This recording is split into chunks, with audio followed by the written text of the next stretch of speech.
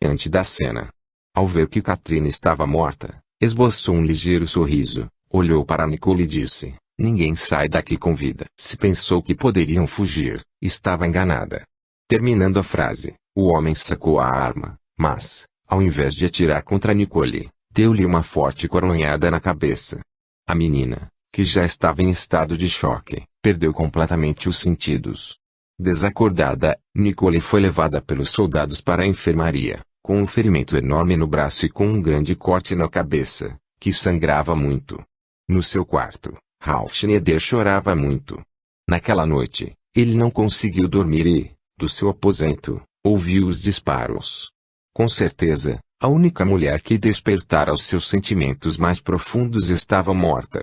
Mais uma vez, ele se culpava pela morte de pessoas inocentes. Na enfermaria, uma frágil garotinha era colocada em um leito sujo, onde teve seus ferimentos limpos e suturados por uma bondosa enfermeira alemã. Nicole, desacordada, devido à violência do golpe, nem sequer conseguia desprender-se do seu corpo físico. Embora os soldados tivessem retirado o corpo de Katrina do local onde acontecera o brutal fuzilamento, ela ainda continuava deitada, inconsciente, no mesmo lugar. Seu corpo espiritual, entorpecido pelo rápido desencarne, não assimilara, de imediato, a sua nova condição. "Angelinus, me ajude a arrumar Katrina, para que os socorristas a levem", disse Andreas ao seu amigo. O abnegado trabalhador do Senhor, que se postava junto a Andreas, ajudou o amigo a melhor acomodar Katrina. No corpo perispiritual da mulher, os buracos de bala ainda sangravam muito. É estranho dizer que espírito sangra, mas, se estudarmos um pouco a respeito das desencarnações violentas, veremos que fica registrado no perispírito do ser, os últimos acontecimentos com seu corpo carnal. O próprio subconsciente do ser, mesmo este estando inconsciente, plasma seu corpo perispiritual com as mesmas características que ele tinha, momentos antes do desligamento corpóreo, inclusive os ferimentos e até mesmo as roupas que usava. "Acha que Katrina vai se recuperar rápido?" perguntou Angelinus. "Isso ninguém pode dizer ao certo, meu amigo", respondeu Andreas. "Muitas vezes, o espírito logo percebe sua nova condição de liberto do cativeiro carnal, porém também é muito frequente que o ser demore anos, até mesmo décadas, para perceber que desencarnou. Talvez Katrina durma, por um longo período, mas isso é impossível de se prever, e o melhor a fazer agora é levá-la para o pronto-socorro, o mais rápido, para que seu perispírito comece a receber o devido tratamento, o quanto antes." Mal Andreas terminara de falar, sentiu uma mão amiga que bateu em seu ombro. Ao virar-se para ver de quem se tratava, deparou-se com 3 amigos seus da espiritualidade. "Olá, Andreas, há quanto tempo não o vejo", disse o líder da equipe que aparentava ter por volta de 30 anos. "Pietro. Que bom revê-lo", disse Andreas, retribuindo a cordialidade com um caloroso abraço. "Deixe-me lhe apresentar Angelinus. Esse nosso irmão está estagiando em uma missão junto comigo." Pietro deu um abraço em Angelinus, dizendo: "Muito prazer, Angelinus. Se está fazendo um estágio com o irmão Andrés é porque tem muito merecimento. Tenho certeza de que está aprendendo muito. Muito, mesmo, irmão Pietro. Andrés é um ótimo professor e amigo." "Sim, é verdade, sei disso porque já fui seu aluno, assim como você." Todos deram risada da expressão de espanto que Angelinus fez. Enquanto eles conversaram, os outros 2 espíritos que estavam acompanhando Pietro colocaram Katrina em uma espécie de maca. "Irmão Andreas, irmão Angelinus, estes são Mâmbulo e Charles", disse Pietro, apontando para seus ajudantes. "São trabalhadores incansáveis que tenho o privilégio de ter ao meu lado, nos socorros prestados na crosta terrestre." Era evidente, não só pelo nome, mas também pela aparência, que Mâmbulo era oriundo do continente africano, e Charles era, provavelmente, da Inglaterra. Após as devidas apresentações, Pietro retomou a conversa com Andreas. "As coisas estão ficando cada vez mais difíceis, irmão Andreas", disse ele. "Os homens, aparentemente, perderam toda a fé de um futuro melhor. Por onde temos passado para prestar socorro, temos visto a destruição que esta guerra vem impondo aos habitantes do orbe terrestre. Tenho receio de que todos perderam sua fé em Deus." "Não pense assim, Pietro. Apesar de estarmos passando por um momento muito difícil, sabemos que nada acontece sem o consentimento do Pai, respondeu Andrés. A humanidade vai retirar inestimáveis valores de toda esta situação. Hoje, onde vemos somente a discórdia e a destruição, veremos, amanhã, lições que mudarão muito a maneira de pensar da maioria dos seres. Lembre-se de que é na dificuldade que aprendemos mais. Tem razão, Andrés. Apesar de a Terra estar sendo bombardeada por falanges que colaboram com o mal, vemos que, em muitos lugares, pessoas de bom coração, encarnados ou não, tentam fazer algo por seus semelhantes. É o caso de um homem chamado Schindler. Apesar de ser influente empresário alemão, está tentando salvar muitas vidas. Temos aqui também o caso do nosso amigo Ralph, disse Andrés. Apesar de ser um temível oficial alemão, tem, dentro do peito, um coração que vibra muito amor. Infelizmente, nosso amigo acabou se perdendo na difícil provação de autoridade, mas podemos observar que ele tenta livrar-se das amarras de seus erros, ajudando alguns infelizes prisioneiros a fugir. Após alguns instantes refletindo, Pietro disse para Andrés, que mundo melhor teríamos se, ao invés de pensar em poder material, o homem pensasse mais em ajudar seu semelhante. Isso seria uma utopia, irmão Pietro, e isso a Terra está longe de alcançar, disse Andrés. Bem, irmãos, a nossa conversa se prolongou por demais. Devo levar Katrina, para que inicie seu tratamento, falou Pietro. Mas, antes, vamos fazer uma prece todos juntos, para que se derrame sobre a Terra um pouco de luz e de paz. Os integrantes da equipe de Pietro, ele próprio, Angelinus e Andrés, formaram um círculo, em torno da maca onde Katrina estava acomodada. Após proferir linda prece que continha pedidos de paz e amor aos homens da terra, os socorristas, levando Katrina deitada na maca, começaram a caminhar em direção a um túnel de luz que apareceu próximo do grupo. Antes de ser inundado por radiante luz branca, Pietro virou-se para os amigos e disse: vamos nos encontrar mais vezes, irmãos. Que a paz de Deus possa habitar os nossos corações. Até breve, amigos, disse Andrés aos socorristas. Pietro virou-se e começou a caminhar para dentro do túnel. À medida que ia entrando no túnel, este ia diminuindo a intensidade de luz, até que se apagou por completo. Acha mesmo que o veremos, em breve, Andrés? Perguntou Angelinus. Muito antes do que você imagina, meu amigo, respondeu Andrés, colocando a mão nas costas de Angelinus, incentivando-o a caminhar em direção à enfermaria. Ralph Schneider, que passara a noite toda de uniforme, andando de um lado para outro de seu quarto, encontrava-se agora sentado em sua poltrona, esperando que algum soldado lhe trouxesse alguma notícia de Katrina e de Nicole, muito embora, em seu íntimo, sentia que estavam mortas. Fortes batidas na porta se fizeram ouvir, pondo o comandante em alerta. Comandante! Abra a porta, senhor, pois tenho mais notícias. Ralph Schneider reconheceu a voz de um dos soldados mais cruéis que ele tinha em seu batalhão. Levantou-se e foi em direção à porta, para abri-la. Ao ver o soldado parado em frente à porta, nem se deu conta de que atrás dele havia o corpo de um de seus mais confiáveis soldados, junto com o corpo daquela que despertara seu sentimento de amor. Senhor, tenho mais notícias, disse o homem que assassinara, friamente, o bondoso soldado. 2 prisioneiros estavam tentando fugir pelo portão principal. Um dos nossos homens estava facilitando a fuga e, por sorte, passei pelo local, no momento em que eles estavam saindo. Onde estão os prisioneiros e o soldado traidor? Perguntou Ralph, tentando, com um tom de rispidez à voz, disfarçar sua decepção. O soldado não respondeu nada, somente saiu da frente para que o comandante pudesse ver os corpos estirados sob um sujo pano branco. Você me disse que havia mais de um prisioneiro. Onde estão os outros?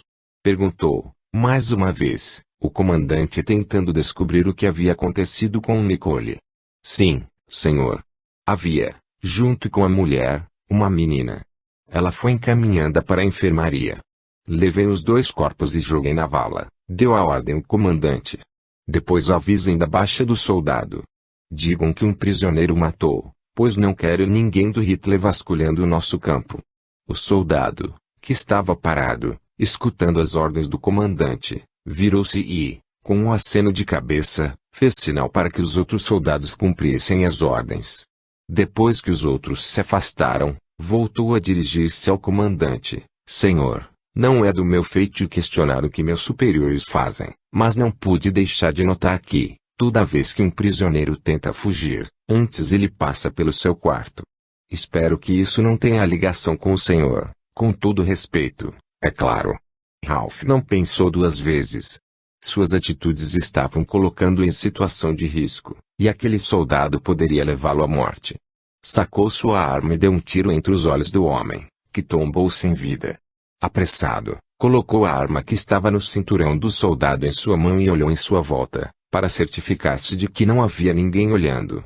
Em poucos minutos, vários soldados estavam frente à cena, atraídos pelo barulho do tiro.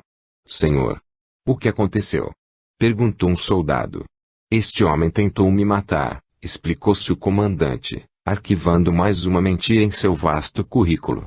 Disse que planejou a fuga daquela judia porque estava apaixonado por ela e, como não conseguiram fugir, iria me matar, por eu ter abusado delas, na noite passada. O soldado que perguntou também não sabia dos ocultos planos do comandante, mas alguns que ali estavam trocaram olhares desconfiados, pois sabiam que aquele soldado que estava morto não ajudaria e, muito menos, se apaixonaria por judia alguma neste mundo. Se assim, senhor, o que devemos fazer com o corpo deste verme? Voltou a perguntar o soldado. Joguei-no na vala, junto com os outros, respondeu, secamente, o comandante. O dia já estava amanhecendo, quando a situação começou a normalizar-se. Os soldados que estavam de guarda na noite que passara começaram a trocar de turno com outra turma que estava chegando do descanso. Mulheres, homens e crianças de corpo esquelético começavam a circular pelos corredores de arame farpado, para iniciarem sua jornada de trabalho diário. Nenhum deles ousava comentar sobre os tiros que foram ouvidos, à noite, mas a maioria deles sabia que, naquela noite, alguém tinha morrido.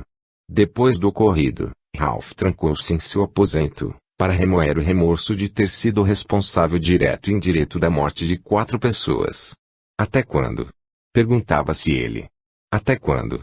Passado algum tempo, Ralph escutou batidas em sua porta e, despertando de seus pensamentos, levantou-se para atender.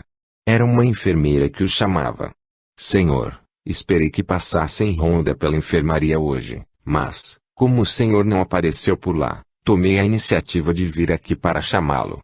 Esta madrugada, uma garotinha judia deu entrada em nossa enfermaria. Ela estava com um tiro de raspã no braço e um profundo corte na cabeça, ocasionado por um golpe. O comandante Schneider escutava, atenciosamente, a mulher falar. Afinal, teria Nicole também morrido? Vá logo ao assunto, apressou Ralph. Bem, senhor.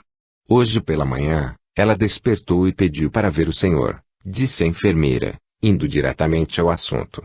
Eu disse a ela que não tinha o direito de exigir tal coisa, mas algo em seu olhar me implorava que viesse chamá-lo. Neste instante, uma aeronave passou em voo rasante por sobre eles. Pelo modo de como se posicionou no ar, ela iria pousar. Era um avião de médio porte. Possivelmente, estava trazendo alguém importante. Vou até a pista de pouso e, mais tarde, passarei para ver o que a menina quer, disse o comandante em voz alta, para encobrir o barulho do motor da aeronave. Peço que não deixe que ela morra. Dependendo do que for, quero matá-la com minhas próprias mãos. A enfermeira ouviu as últimas palavras do comandante e virou-se para sair. Ao dar as costas para Ralph, ela não pôde deixar de esboçar um sorriso sarcástico. Ela, assim como muita gente, já estava sabendo que o comandante estava tentando ajudar alguns prisioneiros a fugir. Para a enfermeira, aquilo era um alívio, pois podia, assim, cumprir com sua obrigação de salvar vidas, independentemente de quem quer que fosse. Porém os rumores começavam a chegar ao alto escalão do exército alemão. Ralph Schneider estava correndo o risco de ser fuzilado. Sem se dar conta do que estava começando a se passar, Ralph pôs seu kepi e rumou em direção à pista de pouso, que ficava do lado de fora do campo. Passou pelos corredores de arame farpado. Naquela hora, todos estavam trabalhando, e não havia ninguém em seu caminho. Chegou até o grande portão que dava acesso à parte externa do campo. Um soldado que montava guarda no portão cumprimentou-o, batendo continência e esticando o braço direito à altura da cabeça. O temível comandante retribuiu o cumprimento e saiu na direção da pista de pouso.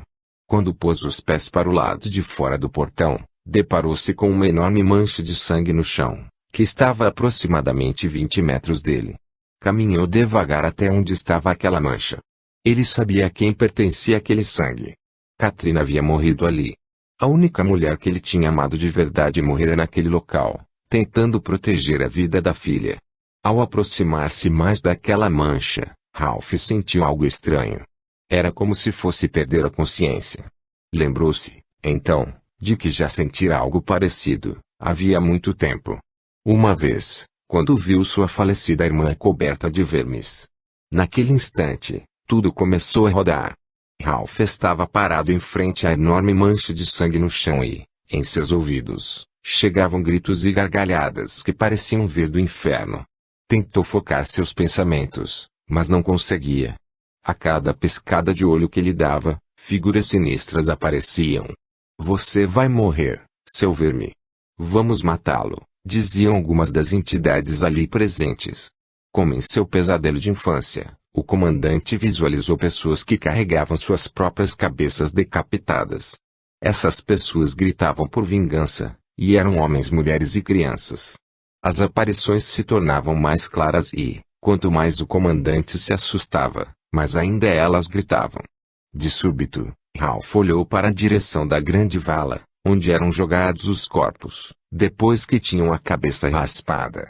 Muitos dos prisioneiros ali jogados foram enterrados vivos, com o pretexto de não servirem mais para o trabalho. Ralph percebeu que uma pessoa tentava sair da terra. Era um homem de uniforme que logo ficou em pé. Num piscar de olhos, ele estava diante do comandante. Ralph Schneider o reconheceu. Muito embora o rosto do homem estivesse deformado e sua cabeça sem os cabelos, Ralph reconheceu o soldado que ele mesmo havia matado. Com um olhar sinistro, cheio de rancor e ódio, o soldado fitou, profundamente, os olhos do comandante e disse: "Você logo vai morrer, e eu, pessoalmente, estarei esperando-o." Assassino. O soldado que estava de guarda no portão, ao ver o comandante estacado no lugar como se estivesse petrificado, foi ver o que estava acontecendo. A imagem do soldado assassinado por ele não saía de sua tela mental. O soldado que se aproximou de Ralph tocou-lhe ao ombro.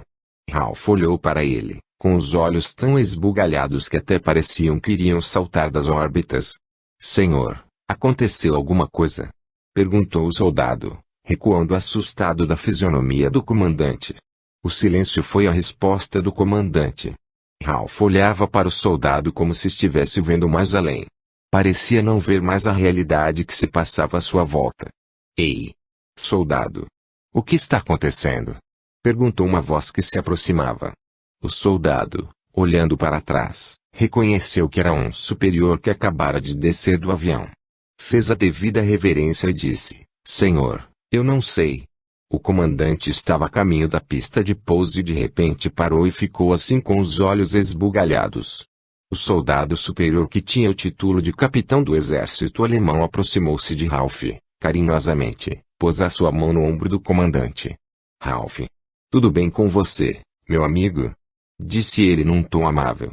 O comandante, virando o olhar para o capitão, disse: "Eu vou morrer, Otto. E vou queimar nas profundezas do mais tenebroso inferno." Após dizer isso, Ralph perdeu a consciência e, se Otto não estivesse por perto para segurá-lo, teria tombado de cara no chão. Capítulo 11. Por você. A visita inesperada de Otto surpreendeu o comandante Schneider. Depois de ter ficado inconsciente por quase uma hora, Ralph despertou e espantou-se ao ver o velho amigo sentado ao seu lado, no seu quarto. Não sabia ao certo o que tinha acontecido com ele, porém lembrava-se de alguns detalhes e cenas que ocorreram fora do campo, momentos atrás. Estava meio confuso e lhe era difícil organizar os pensamentos. Lembrou-se então da aeronave que passara voando baixo e que pousara na pista que ficava do lado de fora do campo. Imaginou então que Otto provavelmente teria chegado naquele avião, mas o que o velho amigo de infância estaria fazendo ali? Ralph e Otto reencontraram-se, depois de muito tempo, em um treinamento militar. Ambos escolheram essa profissão, mas como os pais adotivos de Ralph tinham mais posses, ele conseguiu chegar ao posto de comandante, enquanto Otto tornou-se apenas capitão. No dia em que Otto deparou-se com Ralph, ele nem acreditou. Foram tantos anos longe que um até pensou que o outro tinha morrido. Otto tentou tocar no assunto da morte de sua irmã Margaret e de como Ingrid estava cuidando muito bem do orfanato, mas Ralph não quis saber e disse, além de tudo, que a única família que ele tinha era sua família adotiva. Otto então resolveu nunca mais tocar no assunto. Depois daquele programa de treinamento, Otto foi para um lado, e Ralph, para outro. Encontraram-se, algumas outras vezes, mas foram sempre encontros rápidos em que quase nem tiveram a chance de conversar sobre o passado. Tudo parecia meio embaralhado, na cabeça de Ralph, e, mais uma vez, ele se perguntou, o que estaria meu velho amigo Otto fazendo aqui? Otto, percebendo que o amigo estava despertando do súbito desmaio, aproximou-se de seu leito e disse, e então, Ralph, sente-se melhor? O que aconteceu, Otto? Por que você está aqui? Perguntou Ralph, tentando levantar-se da cama. Vim resolver um problema e, quando cheguei, me deparei com você tendo uma baita crise, em frente ao portão do campo. O piloto que me trouxe e outro soldado, juntamente comigo, carregamos você para cá. Ralph, olhando para os lados, para ver se não havia mais ninguém junto com eles, disse para o amigo, foi terrível, Otto. Tive a impressão de que todas as pessoas que matei me pegariam naquele instante. Isso já aconteceu antes, Ralph? Perguntou Otto, desconfiado de que o amigo não estava psicologicamente bem. Forte assim, somente quando eu era criança. Faz muito tempo que eu não tenho essas alucinações. Otto correu olhos pelo quarto do amigo e percebeu que, ao lado da cama, havia uma garrafa de bebida. Você deveria procurar um médico, talvez esteja trabalhando demais. Vou fazer isso, disse Ralph, levantando-se. Mas me diga, qual é o problema que você veio resolver? O amigo ficou olhando, por algum tempo, e depois de sentar-se, pediu, acho melhor você sentar-se.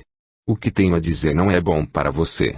No momento em que Otto ia começar a falar, algumas batidas na porta se fizeram ouvir. Ralph novamente se levantou e foi em direção à porta, para abri-la. Era novamente a enfermeira, agora acompanhada de Nicole. A menina, ainda com a roupa manchada de sangue dela e de Katrina, olhava para o comandante, com o olhar mais doce e angelical que poderia existir. A enfermeira, por sua vez, tinha os olhos lacrimejantes e vermelhos como de quem acabara de chorar muito. Me desculpe, senhor, disse ela mas não pude recusar o apelo de tão doce criatura. Ela me disse que agora não tinha ninguém neste mundo e que queria muito lhe fazer um pedido. Ralph olhou para o amigo que, a essa altura, já estava novamente de pé ao seu lado. Olhou para a enfermeira e para Nicole, que estava parada, de cabeça baixa, esperando a sua vez de falar. Rápido, entrem vocês duas. Não quero que o restante dos prisioneiros e soldados vejam vocês à minha porta. Depois que as duas entraram, Ralph pediu para que Otto se sentasse novamente. A enfermeira e Nicole ficaram em pé. Seguiram-se alguns minutos de silêncio. Otto olhava desconfiado para Ralph, que olhava com muita doçura para Nicole. Sentia-se muito culpado pelo que acontecera com Katrina, mas não podia manifestar seu sentimento perante o amigo e a enfermeira. Muito bem. Vocês podem me dizer o que está acontecendo aqui? Perguntou Otto, quebrando o silêncio. Nicole olhou desconfiada para o homem, não sabia se podia falar ou não sobre o acontecimento.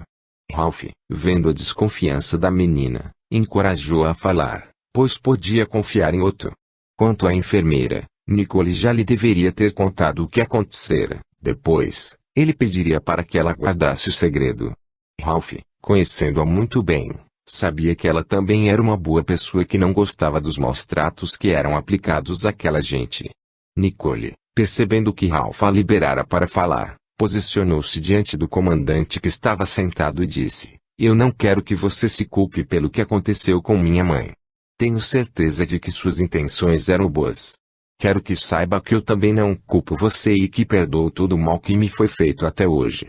Dizendo isso, Nicole, inesperadamente, deu um forte abraço no comandante. Aquelas palavras e aquele gesto caíram como glorioso remédio nas feridas que Ralph trazia na alma, arrancado lágrimas do temível comandante Ralph Schneider. Só tenho um último pedido para o senhor, continuou Nicole. Quero morrer e me juntar a meu pai e a minha mãe. O comandante, com o rosto banhado em lágrimas, olhou assustado para a enfermeira que também chorava muito. Era a primeira vez que ouvia de um prisioneiro que este queria morrer. Enquanto o restante do campo lutava pela vida, ele percebeu, naquele instante, que a pessoa mais importante para ele, naquele momento, era Nicole, a lutar pela morte. Importante porque Ralph via em Nicole a continuidade de Katrina. Então as suspeitas são verdadeiras, Ralph. Disse Otto, meio que estragando o clima. Fez breve pausa e continuou a falar. Vim aqui justamente para avisá-lo que estão colocando sua cabeça a prêmio. O alto escalão do exército mandará, amanhã, uma equipe de investigação para este campo. Dizem, a boca pequena, que o próprio Adolf Hitler virá aqui e, se houver alguma irregularidade, você será fuzilado. Que tipo de boato estão dizendo de mim, meu amigo? Perguntou Ralph, preocupado. Estão acusando você de tentar ajudar judeus a fugir. O chão parecia fugir aos pés do comandante. Como foi que ficaram sabendo disso?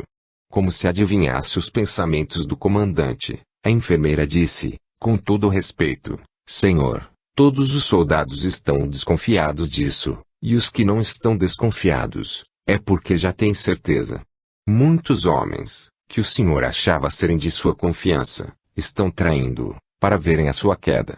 Depois de algum tempo de silêncio, Nicole perguntou para Ralph, então, senhor, quando vou me juntar à minha mãe e ao meu pai?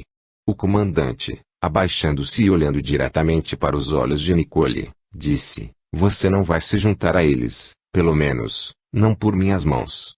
Já me cansei de ver sangue inocente sendo derramado, a troco de nada. Nem que seja a última coisa que eu faça, mas vou tirar você daqui. Ralph se levantou e, olhando para outro e para a enfermeira que estava estarrecida, vendo o comandante falar daquele jeito, falou, e vocês dois vão me ajudar. Desculpe-me, Ralph, disse Otto. Já me arrisquei demais, vindo aqui, alertá-lo que as coisas não estão bem para você. Mas daí ajudar uma menina judia a fugir, isso é demais para mim. Não vejo razão nenhuma para fazer isso. Com certeza, você vai se complicar mais ainda, e eu não quero estar envolvido nisso. Nicole, sorrateiramente, foi até o piano e, sentando-se em frente às teclas, falou, será que, antes de eu morrer, o senhor comandante me deixaria tocar uma última música? Otto olhou para Ralph, tentando adivinhar qual seria sua reação. Ralph, por sua vez, acenou que sim para Nicole e ainda disse, pode tocar, Nicole, mas essa não será sua música de morte. Será sua música de liberdade. A menina, então, começou a tocar uma música desconhecida por todos, mas que inundou um ambiente de paz. Era uma música que havia sido escrita por seu falecido pai. Ralph, Otto, a enfermeira e mais dois espíritos amigos que estavam presentes na sala enchiam-se de emoção, a cada nota que a menina espalhava pelo ar. Quando Nicole acabou de tocar, todos os presentes estavam sem fala, inclusive Angelinus e Andrés. Otto que, sem perceber, começou a caminhar na direção do piano, viu-se bem perto de Nicole. Espera aí, eu conheço você, disse ele. Por acaso você não é uma menina que prendi, juntamente com a mãe, à beira de um riacho, meses atrás? Nicole concordou com a cabeça, mas não disse nada e ficou olhando para as teclas do piano que acariciava com muito carinho. Onde está sua mãe? Perguntou Otto. Ela está morta, adiantou sem responder Ralph. Aquela poça de sangue que você viu na frente da porta do campo é de Katrina. Otto percebeu que, ao citar o nome da mulher, os olhos de Ralph brilharam. Receio que você se envolveu demais, meu amigo. Como faço para ajudá-lo? A enfermeira, que prestava muita atenção no que se passava, falou para o comandante, o senhor também pode contar com a minha ajuda, comandante. Afinal, um dia esta matança tem que acabar. Ralph sentiu grande alívio, ao escutar que teria o apoio de mais duas pessoas, mas o medo e a incerteza falavam mais alto. Como eles poderiam fazer para libertar todo aquele povo, sem se comprometerem? Seu amigo Otto, Quase que adivinhando seus pensamentos, perguntou: o que pretende fazer para libertar Nicole, sem que ninguém perceba? Você viu que seu primeiro plano é falho e, se reincidir a tentativa de fuga, com certeza, sua cabeça irá rolar. Não vamos libertar Nicole, disse o comandante, com o olhar perdido. Vamos libertar a todos. Você pirou, Ralph, falou Otto, inconformado com a ideia. Esse povo todo vai morrer e nós também. Esquece-se de que estamos em meio a uma guerra mundial. Isso não é hora para bancar o herói, já matamos muitos inocentes, Otto, ponderou o comandante. Chegou o momento de desfazer o mal que fizemos, nem que isso custe a nossa própria vida. E como você pretende nos matar, Ralph? Perguntou Otto, em tom de ironia. Ralph Schneider olhou para a enfermeira, pensou por alguns instantes. Ela, como se estivesse lendo os pensamentos dele, fez um aceno de cabeça, aprovando a sua atitude. Alguns segundos se passaram, e ele disse para a mulher: vá buscar Elia. O comandante Ralph olhou para Nicole que estava quieta, ainda em frente ao piano. Ele percebeu que a garota estava sem ânimo e apática. Caminhando até onde ela estava, abaixou-se e olhou, firmemente, em seus olhos e disse: perdoe-me, Nicole, por tudo que a fiz passar até hoje. Quero que você se anime, pois vou tirar você desta situação, nem que, para isso, eu perca a vida por você. Eu te prometo. Neste instante, as duas entidades que acompanhavam a conversa viram descer do alto esplendorosa luz. Era como se, naquele momento, alguma coisa no universo começasse a entrar em seu lugar, e uma enorme cascata de luz viesse agradecer a todos que estavam envolvidos nisso. Quem é Elia? Perguntou Otto, enquanto a enfermeira saía do aposento, acompanhada de Nicole. Há algum tempo atrás, uma rebelião começou a se formar neste campo.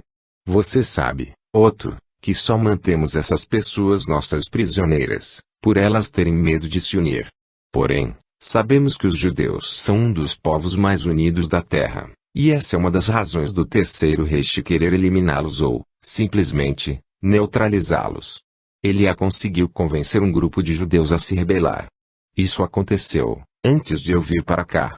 Se não fosse pelos ataques aéreos e pelos reforços vindos para cá, naquela data, os soldados, armados até os dentes, teriam perdido aquela batalha para um bando de pessoas desarmadas. E por que Elia não foi morto, já que todos sabiam que foi ele quem começou o tumulto? Perguntou Otto, muito interessado na história do amigo. Ralph fez alguns minutos de silêncio e, antes de responder a pergunta, sentou-se em frente ao piano. Sorrindo, disse: porque, além de ser uma pessoa extremamente inteligente, também é um exímio pianista. O comandante fez breve pausa, antes de continuar a falar, para que o amigo assimilasse os despauterios que ele dizia. Depois, completou: nós o mantemos sedado, em uma cela especial da enfermaria. Embora consciente de tudo, ele não tem forças para tentar sair de lá, ficando, assim, isolado dos demais. Eu sabia que essa sua mania de artistas iria acabar complicando-o. Disse Otto, em tom irônico. Sinto muita saudade de meu pai, disse o comandante, cabisbaixo. Otto, por sua vez, nada disse. Observou somente que algo estava diferente naquele que, um dia, foi classificado como temível comandante. O semblante cansado do amigo cedeu lugar a uma afeição mais serena. Ralph, aos poucos, relembrava como era ser uma criança amável, e isso lhe trazia paz. Angelinus e Andreas, por sua vez, aplicavam-lhe passes tranquilizantes, que pareciam acalmar mais ainda a dor das feridas que Ralph Schneider trazia em sua alma, ao longo dos tempos. Irmão Angelinus, disse Andreas, com um leve sorriso de satisfação nos lábios tudo está caminhando bem, agora, e, em breve, tudo estará consumado.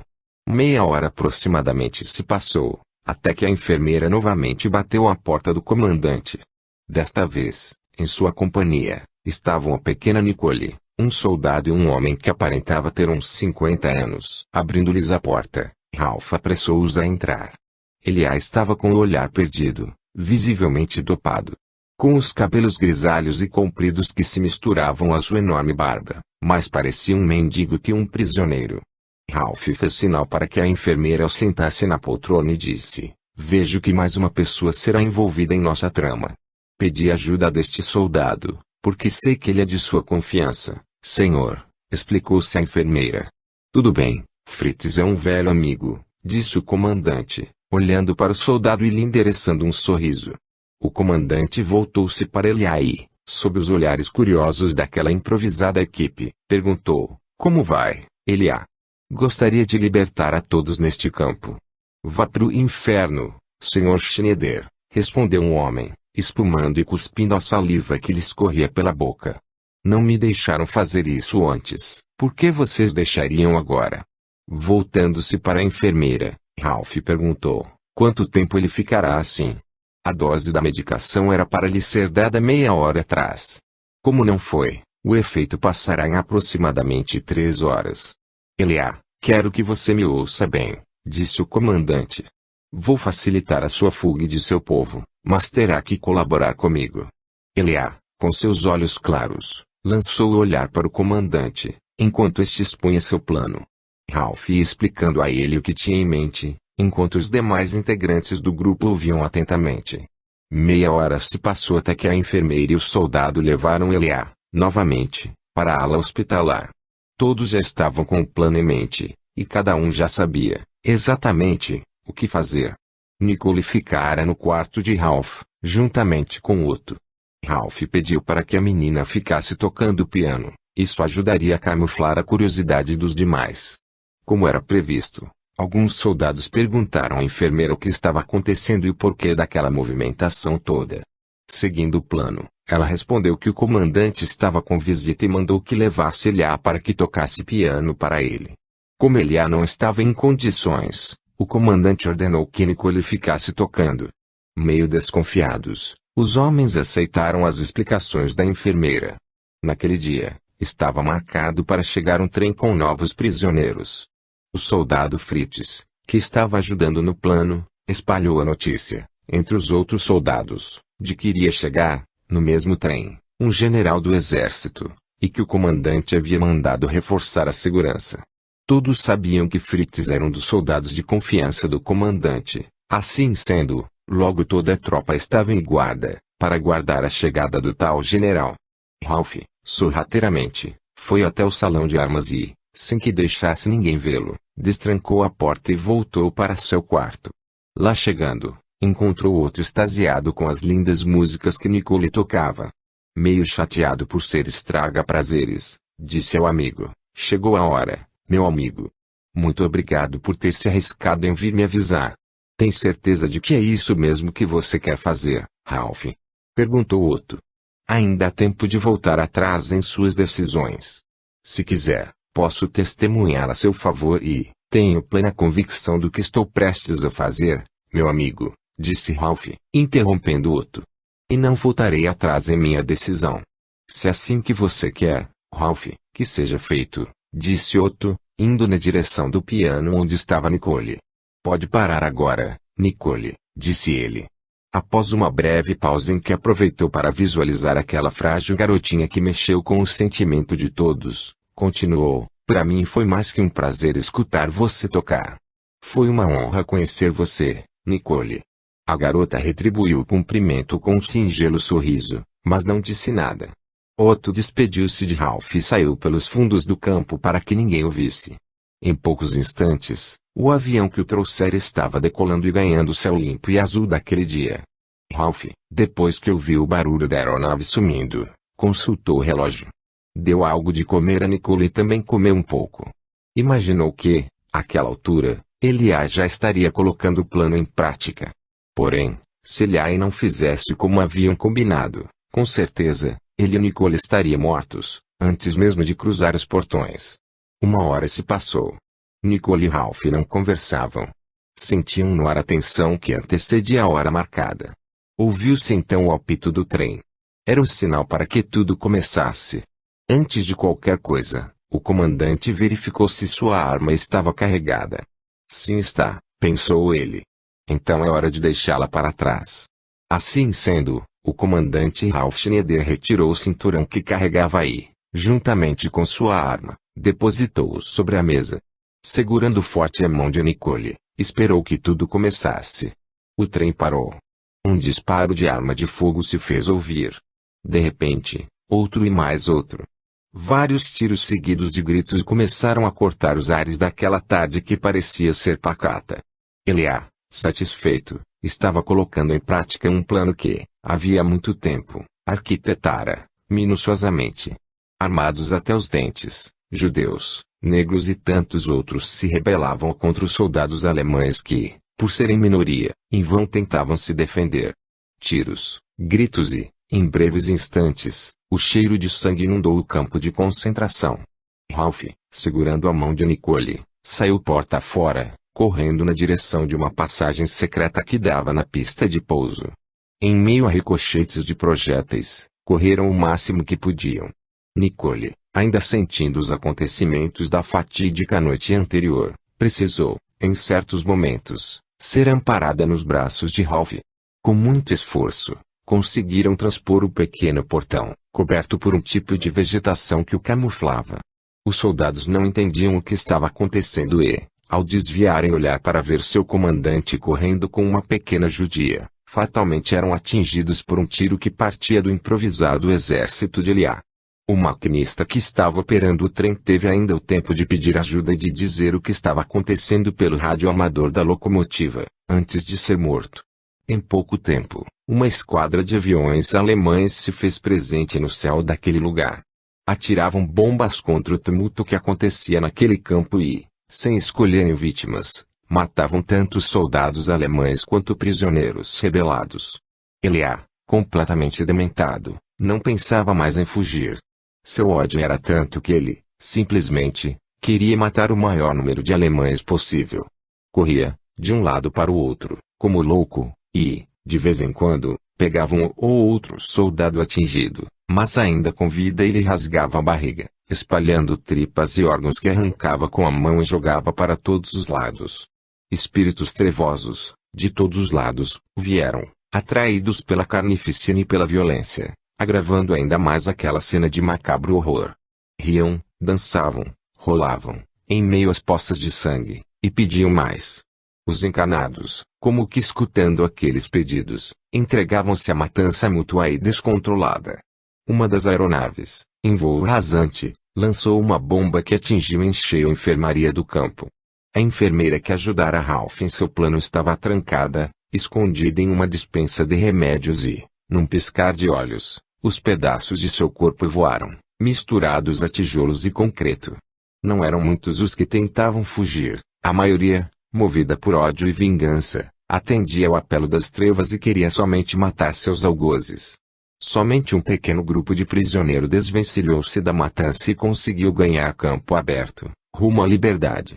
Mas, entre eles e a liberdade, havia vários aviões no céu, lançando bombas e rajadas de metralhadoras.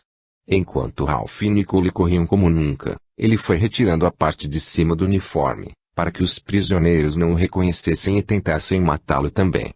O grupo se dispersou em campo aberto, e Ralph percebeu que aquilo não era bom. As aeronaves, em voo rasante, abatiam facilmente os prisioneiros fugitivos. Ralph percebeu que eram alvos fáceis, naquele campo desprovido de árvores. Então, pegou Nicole ao colo e correu em uma direção contrária que os outros estavam correndo. Ao chegar perto de uma ponte, Ralph percebeu que o mato era bem alto e, com aquela coloração queimada que ele apresentava naquela época do ano, deduziu que, se eles se abaixassem, os pilotos dificilmente os veriam do alto. Assim ele fez. Nicole estava ofegante e pálida de medo. Ralph estava com as pernas dormentes de tanto correr. Levantou-se um pouco e olhou para trás. Aquele que, um dia, havia sido o campo de concentração comandado por ele transformara-se agora em um monte de ruínas, que o fogo consumia. Ele e Nicole ficaram por algum tempo ali parados, até que ouviram o barulho dos aviões pousando na pista, que foi uma das poucas coisas que não fora destruída. Ralph, mais uma vez, levantou-se um pouco para ver o que estava acontecendo. Observou que os pilotos desciam, um a um, comemorando o massacre. Nas laterais dos aviões, havia o desenho de uma caveira, ao lado as inscrições SS. Na cauda das aeronaves, havia o desenho da suástica nazista. Os pilotos estão entrando no que sobrou do campo, disse ele, em um tom de voz quase inaudível. Temos que sair daqui agora, Nicole. Ralph segurou na mão da menina e, abaixado por entre a vegetação, caminhou até a ponte. Ao se ver desprotegido do mato que os escondia, levantou-se e começou a correr. Quando chegou na metade da ponte, escutou o engatilhar de uma arma, e uma voz conhecida que disse, não tão rápido, comandante. Pensou que fugiria com vida, depois de tudo que me fez passar todos estes anos? Ralph virou-se e viu a figura aterradora de Elia. Estava todo coberto de sangue e parecia que tinha acabado de sair do inferno. Naquele instante, Ralph percebeu que ali seria seu fim. Abaixou-se e disse para Nicole, quito aqui meus débitos com você, Nicole. Perdoe-me, se não vou conseguir fugir para cuidar de você, mas quero que seja feliz e que leve sua música para todos os cantos da terra. Aquela cena já era conhecida da menina, parecia que ela estava novamente diante de seu pai, tentando salvá-la dos alemães. Porém, sem esperar que a menina dissesse qualquer coisa, Ralph empurrou-a da ponte. Nicole caiu na água, e a forte correnteza arrastou-a rio abaixo. Elia, completamente enlouquecido, encarou Ralph de frente e puxou o gatilho da arma, acertando no comandante um tiro que lhe atingiu, em cheio, por entre olhos. A exemplo de como ele próprio executava suas vítimas, seu corpo tombou, desprovido de vida, vertendo sangue pelo buraco que o projétil havia feito. Alguns soldados que conseguiram sobreviver ao ataque surpresa dos judeus vasculhavam a área e escutaram quando o disparo foi feito. Rapidamente, avistaram Elia, de arma em punho. Vários outros tiros disparados, e Elia tombou ao chão, com o corpo todo perfurado de balas. Nicole foi sendo levada pela correnteza forte e conseguiu agarrar-se a um galho de árvore que vinha rio abaixo. Em pouco tempo, sumiu, sem deixar vestígios. Os únicos que sabiam que ela havia caído, ou melhor, sido jogada no rio, estavam tombados no chão, cobertos com o véu da morte. Por que não podemos ajudá-los, Andrés? Perguntou Angelinus, revoltado. Aguarde e você vai saber o porquê. Uivos e gritos horripilantes se fizeram ouvir. Do nada, começaram a surgir carruagens como as já descritas neste livro. Dezenas delas passavam por entre os corpos jogados pelo chão e, por onde iam passando, atraíam espíritos dos agora desencarnados, para dentro delas. Alguns deles não eram atraídos e ficavam deitados como se ainda estivessem encarnados. Uma dessas carruagens parou perto do corpo do Ralph, e uma figura conhecida desceu e o tomou nos braços. Era Margaret, que ainda trazia o coração amargo e culpava seu irmão por tudo que havia acontecido de ruim a ela. Colocando-o, com todo cuidado, dentro da carruagem, disse, soltando demoníaca gargalhada, agora quem manda sou eu, comandante. Angelinus não se conformava com aquilo. Ralph havia mudado e se arrependido dos seus erros. Porque não poderia ser ajudado. Surge em cena, neste momento, duas figuras rodeadas de luz e com expressão de amor estampada no rosto. Oh! Senhor e senhora Schneider! Chegaram bem a tempo, disse Andreas, abraçando ambos. Tem certeza de que eles querem fazer isso sozinhos? Temos, sim, irmão Andreas, disse o Sr. Schneider. Afinal, não há o que temer, com minha amada companheira a meu lado. Angelinus, sem saber o que estava acontecendo, reparou bem na senhora Schneider e percebeu que ela trazia, em torno de seu corpo espiritual, radiante luz azul clara, que dava a ela um aspecto angelical. Então tenham uma boa jornada, meus amigos, disse Andreas, mais uma vez, abraçando ambos. Depois da partida daqueles dois espíritos afins, Angelinus olhou intrigado para Andreas e disse, parece-me que tem muita coisa que eu não sei. Não se zangue, meu amigo.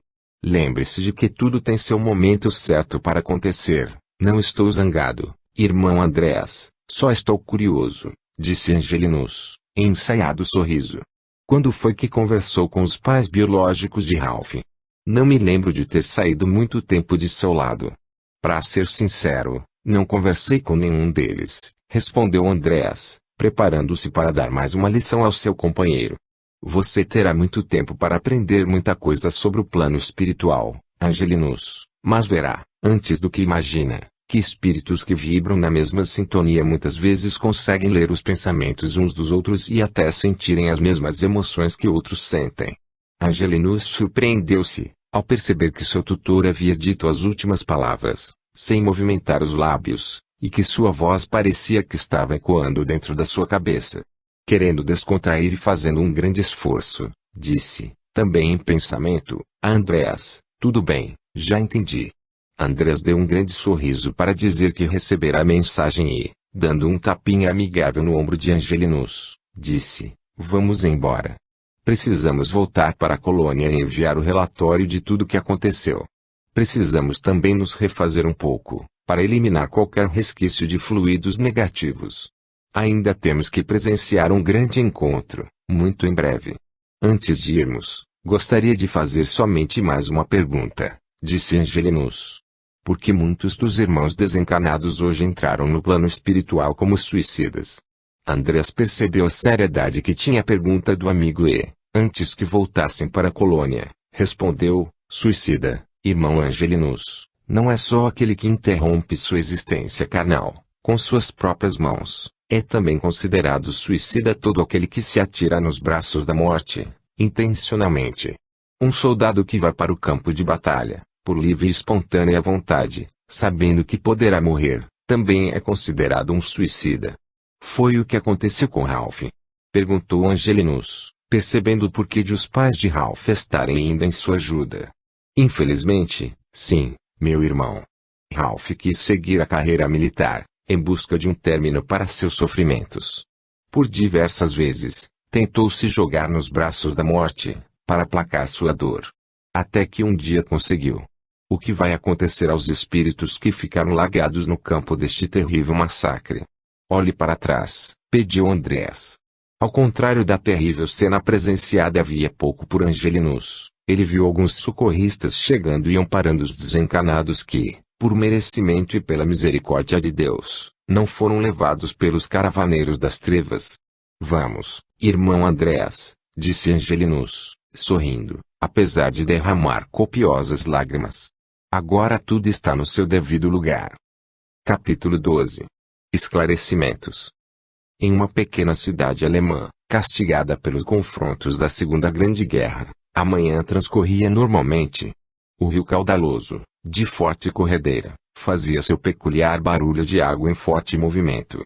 Próximo a uma ponte que se encontrava em ruínas, uma garotinha, com as vestes em farrapos e molhada da cabeça aos pés, tremia encolhida, abraçando suas pernas. Alguns transeuntes que passavam pelo local não lhe notaram a presença, pois a menina estava muito próxima a uma moita alta de capim. Assustada, nossa pequena Nicole olhava para todos os lados, temendo ser novamente capturada ou mesmo morta. Havia sido arrastada, por toda a noite, pelo galho que agarrara ao ser atirada no rio por Ralph. Seu ferimento no braço doía muito, e ela não conteve o pranto. Forte emoção apossou-se da menina e, ao lembrar-se de sua mãe e de seu pai, deixava que, juntamente com as lágrimas que exprimiam sua dor física, rolassem as lágrimas que exprimiam suas dores espirituais. Refiro-me, aqui, às dores que todos nós carregamos, em nosso íntimo. Durante nossas existências, em experiências passadas e presentes, trazemos registrados, em nosso perispírito, as cicatrizes de muitos dissabores que tivemos em vida. Nicole julgava para o exterior de seu corpo todas as agonias que passara nesta sua presente reencarnação, aliviando aquele coração tão infantil, mas de um espírito carregado de amor e luz. E como ela chorou! Chorou até que suas lágrimas não tivessem forças para sair. Chorou como nunca havia chorado em sua vida.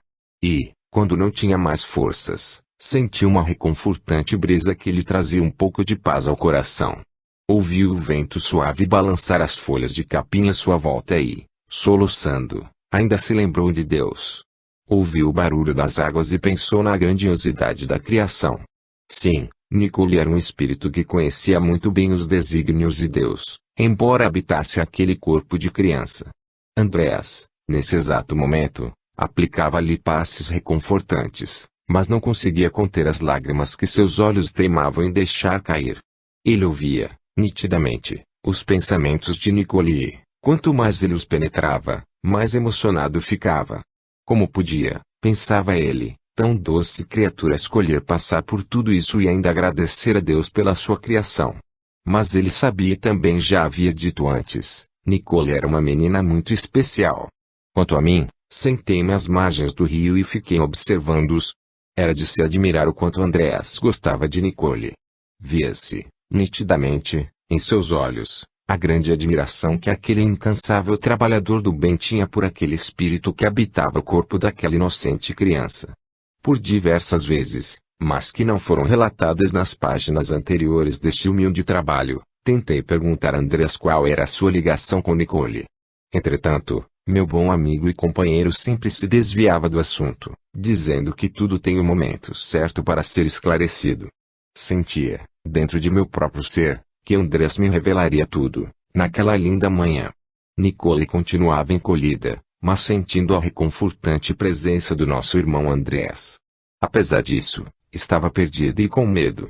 Não sabia que cidade era aquela, nem quem eram aquelas pessoas que, apressadas e com medo de um ataque surpresa, nem mesmo lhe notavam a presença. Foi quando o tão esperado encontro que fomos acompanhar aconteceu. Uma senhora magra e com um rosto angelical avistou a pequena Nicole, na margem do rio. Tinha um longo vestido que não aparentava ser tão novo. Cabelos longos e alguns fios brancos denunciavam que aquela senhora já tinha certa idade. Aproximando-se devagar de Nicole, abaixou-se perto da menina e, com a voz doce e suave que somente as mães têm para com seus filhos, perguntou: "Oi, garotinha. Posso ajudá-la em alguma coisa?" A menina, virando-se assustada, deparou-se com aquela feição que mais se assemelhava a de um anjo.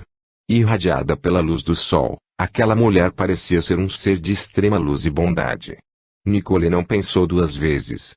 Inspirada por Andreas que lhe transmitia muita confiança, a menina tirou-se nos braços daquela senhora e novamente começou a chorar. Chorávamos juntos. Jamais havia visto o encontro de duas almas afins que, juntas, tinham a certeza de que se amavam. Cascatas de luz e pétalas de rosas caíam, abençoando aquele encontro. Naquele instante em que me entreguei à mais pura emoção, juntamente com meu companheiro, pude visualizar irmãos, que estavam ajudando na volta da harmonia planetária, aproximando-se. Alguns faziam preces elevadíssimas, em agradecimento a Deus, enquanto outros batiam palmas e, pela emoção do momento, choravam juntamente conosco. Aproximei-me devagar de Andreas e lhe toquei o ombro. Este se virou e, vendo que eu compartilhava de suas emoções, deu-me um longo abraço. "Obrigado, Angelinus", disse ele. "Tenho certeza que está pronto para trabalhar na seara do Senhor." Aquelas palavras soaram em mim como se fosse um convite para minha festa de formatura. Entreguei-me naquele abraço e, entre lágrimas, agradeci muito a esse meu eterno amigo. Agradeci por todas as lições que tive, e não foram poucas, embora, por conselhos superiores, não possa ter transcrito todas, nesta obra. Aquela senhora, sentindo as fortes emoções do encontro, perguntou para Nicole: "Qual o seu nome, meu anjo?" "Nicole, senhora. Por favor, ajude-me, pois estou perdida, machucada e muito fraca." "O que aconteceu a seus pais?" perguntou ela. "Estão mortos. Foram vítimas da guerra. Gostaria de ir até minha casa. Tem um monte de crianças que moram lá e que também perderam seus pais." Nicole, sem pensar duas vezes, praticamente pulou no pescoço da mulher, dando-lhe um forte abraço. "Qual é seu nome, senhora?" perguntou a menina, enxugando as lágrimas. "Meu nome é Ingrid. Tenho um lar para órfãos e prometo que vou cuidar de você daqui para frente." Ingrid segurou Nicole pela mão, e lá se foram rumo ao lar de todos os irmãos. Andreas e eu voltamos para a colônia. Naquela mesma manhã, sentamos em um banco que ficava na bela praça central. Os pássaros cantavam, e o barulho da água, jorrando na enorme e linda fonte nos convidava à meditação. Porém, percebi que Andreas queria me dizer algo muito importante, e perguntei o que era. "Preciso lhe revelar duas coisas, meu amigo", disse ele. "A primeira você sempre me perguntou, e a segunda talvez o deixará um pouco triste." Vendo meu interesse, após breve pausa, Andreas continuou: "Você sempre me perguntou por que de eu admirar tanto Nicole. Pois bem, vou lhe dizer, Há alguns séculos atrás, existia uma jovem de exuberante beleza. Filha de um alfaiate, esta jovem despertou o amor incondicional de um outro jovem cujos pais detinham melhor posição. Porém, essa moça não gostava desse jovem que tinha fama não muito boa entre a sociedade, porém sentia ela grande amor pelo irmão que era um ano mais novo.